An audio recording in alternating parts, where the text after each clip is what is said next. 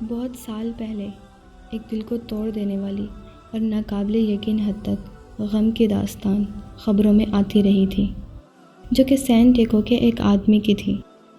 ہفتے میں دوسرے دنوں کی طرح وہ آج بھی دفتر سے گھر جا رہا تھا، لیکن بدقسمتی سے آج کا دن باقی تمام دنوں سے بہت ہی زیادہ مختلف تھا۔ اور ایسا اس لیے تھا کیونکہ وہ جب گھر کی طرف ڈرائیو کر رہا تھا، جیسے ہی اپنے گھر کے قریب پہنچا اس نے سائرن کی آواز سنی۔ وہ پریشان ہو گیا تھا۔ جیسے ہی وہ قریب جاتا گیا وہ دیکھتا ہے کہ آگ کے شعلے بھڑک رہے تھے۔ اس کا دل ڈوب گیا تھا۔ میں چاہتی ہوں کہ آپ خود کو اس کی جگہ پر رکھ کر سوچو۔ ہر جگہ پر گاڑیاں، ایمبولینس اور ٹرک کھڑے تھے۔ جیسے ہی وہ گھر کے قریب گیا، جتنا قریب وہ جا سکتا تھا، اس نے دیکھا کہ اس کا گھر نظر آتش ہو چکا تھا۔ اس کے اہل خانہ ابھی تک اندر تھے، اور آخر میں اس کے 2 بچے، بیوی اور ساس مر چکے تھے۔ اب ایک لمحہ کے لیے خود کو اس کی جگہ پر تصور کریں۔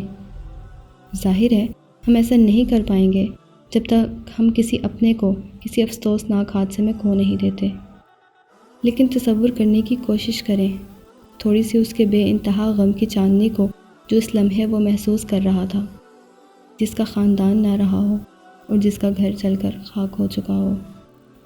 اب حضور صلی اللہ علیہ وآلہ وسلم کی اس حدیث مبارکہ کو سنیے۔